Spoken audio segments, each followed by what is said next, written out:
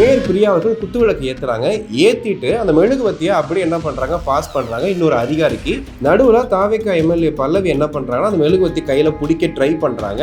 அவங்ககிட்ட கிட்டத்தட்ட பறிச்சு அந்த பல்லவி அவர்களுடைய ஃபேஸே மாறி போச்சு. என்ன நான் ஏன் குத்துவிளக்கு ஏற்றக்கூடாதா அப்படிங்கிற மாதிரி அந்த இடத்துல ஒரு மாதிரி ஆகிப்போச்சு.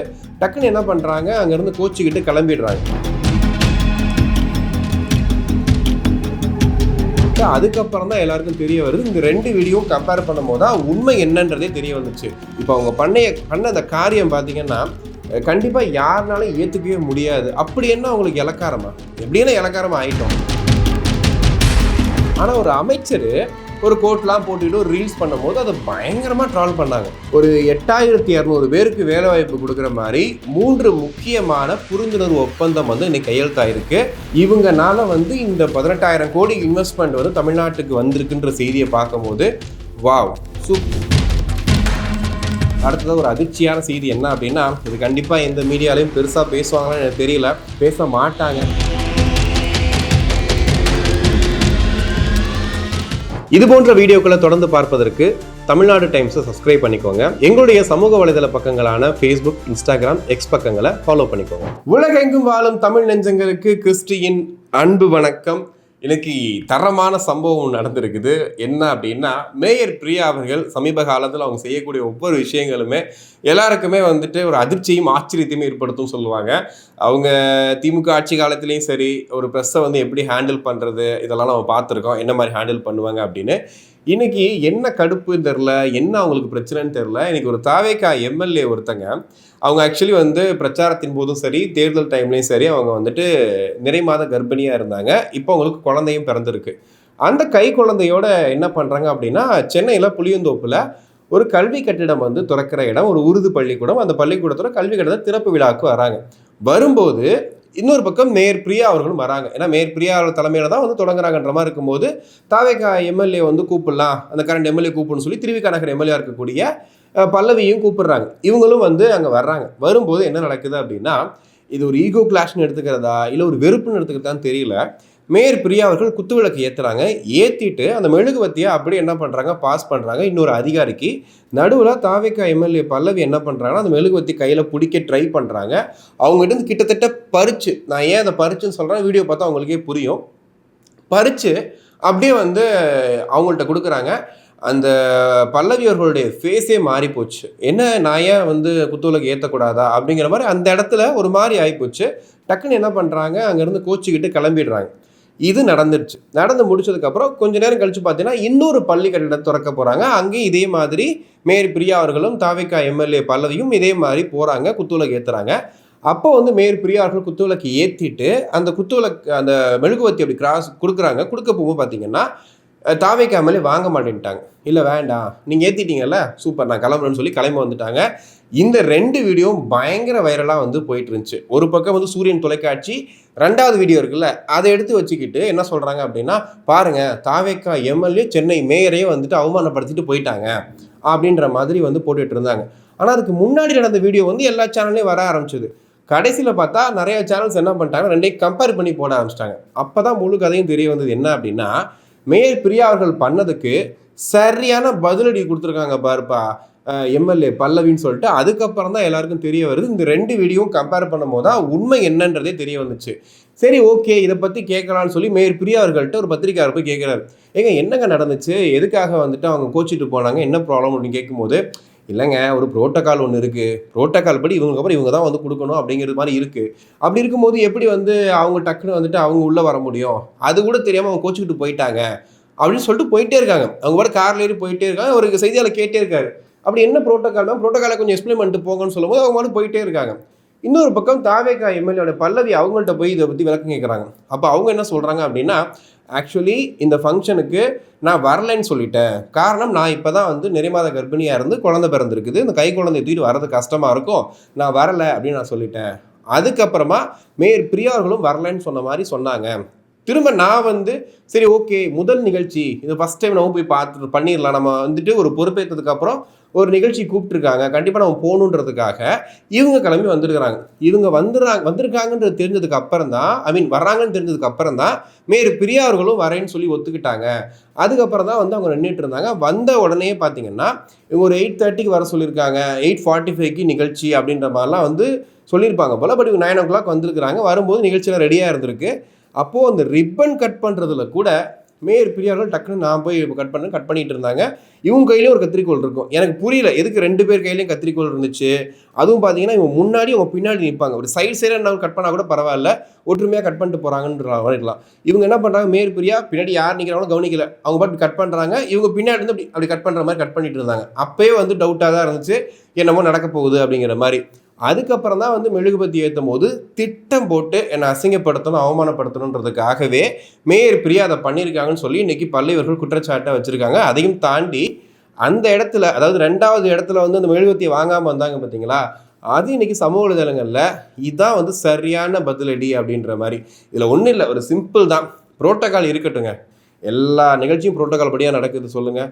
நடக்கிற ஆட்சியே புரோட்டோகால் படியாக நடந்துக்கிட்டு இருக்குது. அப்படிலாம் இருக்கும்போது ஒரு ப்ரோட்டோக்கால் இருக்குது, ஓகே. ஆப்வியஸ்லி வந்து குத்துவிளக்கு ஏற்றும் போது நாங்களே இப்போ நாங்கள் வந்து ஆங்கரிங் எம்சி பண்ணும்போது சொல்லுவோம், ஃபஸ்ட்டு யார், 2வது யார், 3வது ஒரு லிஸ்ட்டு வச்சுருப்போம்.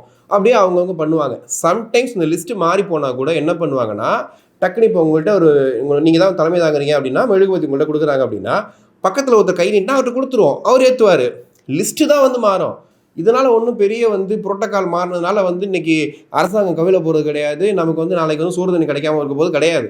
ஆனால் அங்கே ஒரு ஈகோவை காட்டணும், ஒரு சீனை போடணும் அப்படிங்கிறதுக்காக ஒன்று ட்ரை பண்ணாங்க. இது அவங்களுக்கு வந்து எப்படி சொல்கிறது, தவளை தன் வாயாலே கெடும், யானை வந்து தான் தலையிலே மண்ணத்துக்கு போட்டுக்குன்னு சொல்லுவாங்கல்ல. இப்போ அந்த கதையாக மேயர் பிரியா அவர்களுக்கு பயங்கர பேக்ஃபயராக மாறி இருக்கு.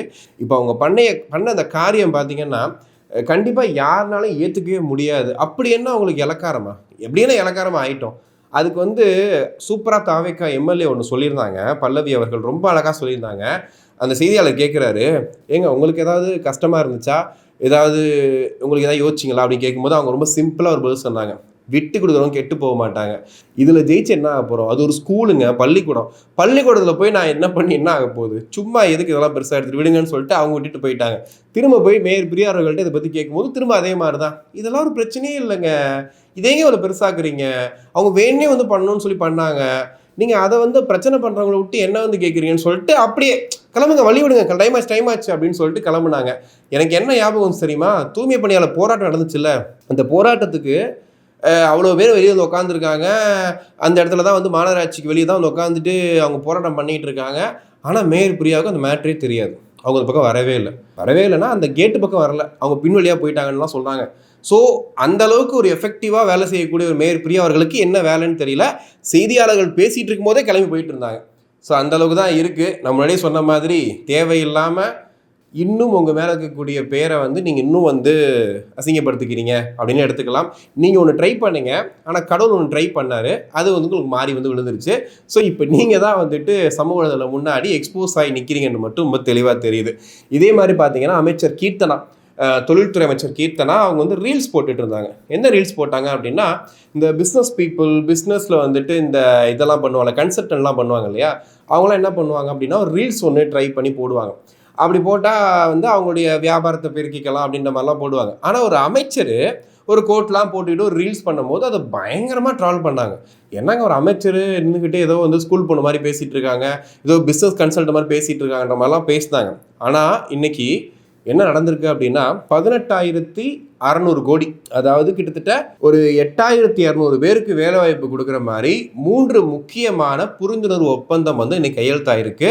இவங்கனால வந்து இந்த 18,000 கோடி இன்வெஸ்ட்மெண்ட் வந்து தமிழ்நாட்டுக்கு வந்திருக்குன்ற செய்தியை பார்க்கும்போது வாவ் சூப்பர். ஆக்சுவலி அவங்க பண்ண விஷயம் என்ன, அவங்க போன ரூட்டை வந்து நம்ம வந்து இப்போ கேவலமாக என்னங்க ரீல்ஸ் போட்டுட்டு பண்ணிகிட்டு இருக்காங்க அப்படின்ற மாதிரிலாம் பேசிகிட்டு இருக்கும்போது இன்றைக்கி ஒரு மிகப்பெரிய விஷயத்த அவங்க பண்ணியிருக்கிறாங்க. இன்றைக்கி எங்கே போவாங்க அப்படிங்கிற மாதிரிலாம் வந்து பேசிகிட்டு இருக்காங்க. பட் இந்த புரிந்துணர்வு ஒப்பந்தத்தோடு நின்றக்கூடாது. இது அடுத்த கட்டமாக வந்து ஒரு முக்கியமான ஒரு தொழிற்கூடமாகவோ இல்லை வந்துட்டு இத்தனை பேருக்கு 8,500 பேருக்கு மேலே வேலை கிடைக்கும்னு சொல்லியிருக்காங்க. அது இன்னும் வந்து அதிகமான பேருக்கு வேலை கிடைக்கிற மாதிரியான ஒரு முக்கியமான ஒரு திட்டமாக மாறுன்ற நம்பிக்கை இருக்குது. ஏன்னா வந்து முதல் முறையாக விஜய் அவர்கள் பொறுப்பேற்றதுக்கு அப்புறமா வரக்கூடிய முதல் ப்ராஜெக்டாக வந்து இதை பார்க்குறாங்க. ஸோ அந்த வகையில் வந்து கீர்த்தனா அவர்களுக்கு இன்றைக்கி பயங்கரமான பாராட்டுகள் போயிட்டுருக்கு. ஸோ நம்மளும் பாராட்டுகளை தெரிவிச்சுக்கலாம். அடுத்தது ஒரு அதிர்ச்சியான செய்தி என்ன அப்படின்னா, இது கண்டிப்பாக எந்த மீடியாலையும் பெருசாக பேசுவாங்கன்னு எனக்கு தெரியல, பேச மாட்டாங்க. தமிழ்நாடு மின்சார வாரிய அலுவலகத்தில் ஹார்ட் டிஸ்க் வந்து திருடு போயிருக்கு. எப்போவுமே ஒரு படம் பண்ணிவிட்டு படத்தில் வந்து ஏங்க இந்த படம் சரியா இல்லை அப்படின்னு கேட்டால் 2 ஹார்ட் டிஸ்கை திருடிட்டாங்க, காணாம போச்சுன்னு சொல்லி கேள்விப்பட்டிருக்கோம். இங்கே என்ன அப்படின்னா, தமிழ்நாடு மின்சார வாரிய அலுவலகம் நம்ம மவுண்ட் ரோட்டில் இருக்குது. அங்கே வந்து ஹார்ட் டிஸ்க்கு திருடு போயிருக்கு. இது எப்படி எடுத்துக்கிறதுனே தெரியல. இவ்வளோ பாதுகாப்பு ஒரு அலுவலகத்துக்குள்ளே வந்து பண்ண முடியுமா அப்படின்னு சொல்லி விசாரிக்கும் போது என்ன சொல்கிறாங்க அப்படின்னா, கணினி பழுது பார்க்குறதுக்காக வந்துட்டு சில பேர் வந்துருக்குறாங்க. அதாவது கம்ப்யூட்டர் ரிப்பேர் ஆகிடுச்சுன்னு பார்க்குறதுக்காக வந்திருக்கிறாங்க. அவங்க ஒரு வேளை திருடி இருக்கலாம் அப்படிங்கிற மாதிரி சந்தேகப்பட்டு இப்போ ஒருத்தர் கைதும் பண்ணியிருக்கிறாங்க. இவர் எதுக்காக திருடினாரு, யாருக்கிட்ட காசு வாங்கினாரு அப்படின்ற மாதிரி விசாரணை போயிட்டுருக்கு. ஆனால் இதில் என்ன பெரிய சந்தேகம் அப்படின்னா, இந்த ஹார்ட் டிஸ்கில் என்னெல்லாம் இருந்துச்சு அங்கே தான் வந்து ஒரு பெரிய சந்தேகம் வருது. என்னென்னா, கடந்த ஆட்சியில் கடந்த ஆண்டுகளில் என்னென்ன டெண்டர் விட்டுருக்கோம், என்னென்ன இடங்களுக்கு வந்துட்டு நம்ம மின்சாரம் வாங்கியிருக்கோம் கொடுத்துருக்கோம், இந்த விஷயங்கள் எல்லாம் அடங்கிய ஹார்ட் டிஸ்க் தான் அது. அதாவது எவ்வளவு டெண்டர் விட்டுருக்கோம், எவ்வளவு வாங்கியிருக்கோம், எவ்வளோக்கு யாருக்கு என்ன செட்டில் பண்ணியிருக்கோன்ற மொத்த ஆவணமும் அந்த ஹார்ட் டிஸ்கில் தான் இருக்குது. அப்போது ஒரு ஹார்ட் டிஸ்க் வந்து எவ்வளோ முக்கியமாக ஒரு அலுவலகத்தில் பாதுகாக்கப்படணும், அந்த ஹார்ட் டிஸ்க் வந்து திருடு போயிருக்கு அப்படின்னா இதை யார் பண்ணியிருப்பாங்க அப்படிங்கிறது ஒரு பெரிய கேள்வியாக இருக்குது. இதை விட கொடுமை என்னன்னு கேட்டால், கடந்த 3 மாதங்களுக்கு முன்னாடி சிசிடிவியெல்லாம் அகற்றிட்டாங்களாம் அந்த இடத்துல இருந்து. எதுக்காக சிசிடிவியை அகற்றணும்? அதாவது இதெல்லாமே வந்து தாவேக்கா ஆட்சியில் திமுக ஆட்சியிலே நடந்து முடிஞ்சிருச்சு. அங்கே சிசிடிவியே கிடையாதுன்றாங்க ஒரு அலுவலகத்தில். அதாவது நார்மலாக ஒரு யூடியூப் சேனலு, ஒரு சின்ன ஆஃபீஸில் கூட நீ சிசிடிவி இருக்குது, ஒரு வீட்டில் கூட சிசிடிவி இருக்குது. ஆனால் வந்து தமிழ்நாடு மின்சார வாரிய அலுவலகத்தில் சிசிடிவி கிடையாதான். ஸோ இப்படி தான் வந்து போயிட்டுருக்கு. இப்போ இந்த ஹார்ட் டிஸ்கை திருடினது யார் அப்படிங்கிறத வந்து விசாரிச்சுட்ருக்காங்க. திருட சொன்னது யார், எவ்வளோ பணம் கொடுத்தாங்க, யாருக்காக திருடினாங்க, என்ன டீட்டெயில் இருந்துச்சு, இது எல்லாமே வந்து விசாரணைக்கு அப்புறம் வெளியே வரும்னு சொல்லியிருக்காங்க. பட் இருந்தாலும் இது முழுக்க திமுகவுடைய வேலையாக தான் இருக்குன்ற மாதிரி தாவேக்கா ஒரு குற்றச்சாட்டை வைக்கிறாங்க. ஆனால் வந்து இன்னொரு பக்கம் வந்து இதை வந்து பாதுகாக்க வேண்டியது உங்கள் பொறுப்பு இல்லையா, நீங்கள் தானே மின்சாரத்துறை அமைச்சராக இருக்கீங்க நிர்மல்குமார், நீங்கள் வந்து இப்படி சொல்லாமான்ற மாதிரி அவர் மேலேயும் வந்து ஒரு தாக்குதல் போயிட்டு தான் இருக்குது. பட் இருந்தாலும் விசாரணைக்கு அப்புறம் தான் உண்மை என்ன அப்படிங்கிறது தெரிய வரும்.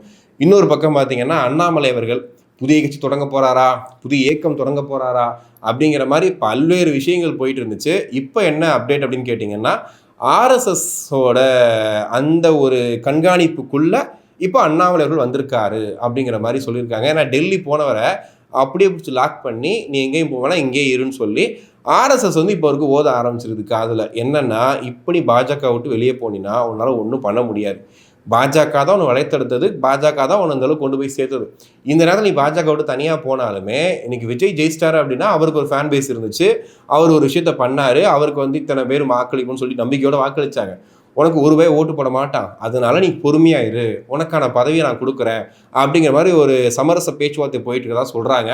மோடி வரைக்குமே வந்து பேசிகிட்டு இருக்கதா சொல்கிறாங்க. பட் எந்த அளவுக்கு அங்கே நடந்துக்கிட்டு இருக்குது அப்படிங்கிறது தெரியல. ஆனால் இவர் போனவர் அங்கேருந்து வரவே இல்லை, அங்கேயே செட்டில் ஆன மாதிரி அங்கே தான் இருக்கார். ஒருவேளை அவருக்கு என்ன பதவி கொடுக்கப்படலாம் அப்படின்னு கேட்டிங்க அப்படின்னா, திரும்ப பாஜகவோட தமிழ்நாடு பாஜகவோட தலைவராக வந்து அண்ணாமலை அவர்கள் வர்றதுக்கு வாய்ப்புகள் இருக்குது அப்படின்னு சொல்கிறாங்க. நயினா நாகேந்திரன் அவர்களுக்கு அமைச்சரவையில் இடம் கொடுத்துட்டு இவரை வந்து இந்த மாதிரி தமிழ்நாட்டுக்கு பாஜக தலைவராக மாற்றுறதுக்கான வாய்ப்புகள் இருக்குன்ற மாதிரி தான் பேச்சு போயிட்டுருக்கு. நீங்கள் பாஜக விட்டு வெளியே போயெல்லாம் ஒன்றும் பண்ண வேணாம், நீங்கள் பாஜகலேருந்து பாஜக வளங்க, அதுக்கப்புறம் பார்த்துக்கலாம் அப்படிங்கிற மாதிரி தான் இருக்குது. பட் இருந்தாலும் இந்த நேரத்தில் அண்ணாமலைகள் வந்து சரியான நேரத்தில் சரியான ஒரு டைமிங்கில் தன்னோட டிமாண்டை தெரிவிச்சிருக்காரு அப்படின்னு சொல்லலாம். ஏன்னா இங்கே வந்துட்டு இப்போ திமுகவும் சரி அதிமுகவும் சரி விஜய் வர்றதுக்கு அப்புறமா கொஞ்சம் அவங்க வந்துட்டு தன்னோட நிலைப்பாட்டிலையும் சரி தன்னோட என்ன சொல்லுவாங்க அவங்க உறுதித்தன்மை வந்து கொஞ்சம் கம்மியாக இருக்குன்ற மாதிரி தான் இருக்குது. அப்போ இந்த நேரத்தில் உள்ளே வந்தோம் அப்படின்னா கண்டிப்பாக வந்து விஜய் அவர்களுக்கு ஆப்போசிட்டாக நிற்கிறதுக்கான வாய்ப்புகள் வந்து அண்ணாமலை உருவாக்குவார், அதற்காக தான் இந்த விளையாட்டை விளையாடுறாருன்ற மாதிரிலாம் சொன்னாங்க. பட் அதை வந்து பாஜக ரொம்ப தெளிவாக புரிஞ்சுக்கிட்டு நீ அப்படிலாம் ஒன்று விளையாட வேணாம், நீ பாஜகவோட சேர்ந்தே விளையாடு அப்படிங்கிற மாதிரி சொல்கிறாங்க. ஆனால் தனிக்கட்சி ஆரம்பிக்கிறதுல ரொம்ப தீர்க்கமாக இருக்கார் அண்ணாமலை அப்படிங்கிற மாதிரியும் சொல்கிறாங்க. ஸோ என்ன முடிவு அப்படின்னு சொல்லிட்டு இன்றைக்கி அறிவிப்பார் நினச்சோம். இன்றைக்கி அவருக்கு பர்த்டே, பட் வந்து நாளைக்கு சொல்லுவாருன்ற மாதிரி தான் இருக்குது. இருந்தாலும் டெல்லியிலேருந்து என்ன அறிவிப்பு வருதோ அதை தான் வந்து அண்ணாமலை அவர்கள் சொல்ல போகிறாரு. அது என்னங்கிறத பொறுத்து வந்து பார்ப்போம். ஸோ நீங்கள் என்ன நினைக்கிறீங்க? தாவேகா எம்எல்ஏ பல்லவி வர்சஸ் மேயர் பிரியா அப்படிங்கிற மாதிரி தான் இன்றைக்கி பயங்கரமாக போயிட்டுருக்கு எக்ஸ் வலைதளத்தில் எல்லாத்துலேயுமே. ஸோ உங்கள் மைண்ட் செட் என்னவா இருக்குது? அவங்க பண்ணது சரியா தப்பா? அதாவது மேயர் பிரியா அவர்கள் பண்ணதை நீங்கள் எப்படி பார்க்குறீங்க அப்படிங்கிறத சொல்லுங்கள். அதை தாண்டி இன்றைக்கி ஒரு மின்சார வாரியத்தில் ஹார்ட் டிஸ்க் திருடு போகுது அப்படின்னா அது என்ன மாதிரியான தாக்கத்தை ஏற்படுத்த போகுது அப்படிங்கிறதையும் கமெண்ட்ஸில் தாராளமாக சொல்லுங்கள். நம்ம வீடியோ பற்றின கருத்துக்களையும் தாராளமாக கமெண்ட்ஸில் சொல்லுங்கள். மீண்டும் இன்னொரு வீடியோவில் சந்திப்போம். நன்றி.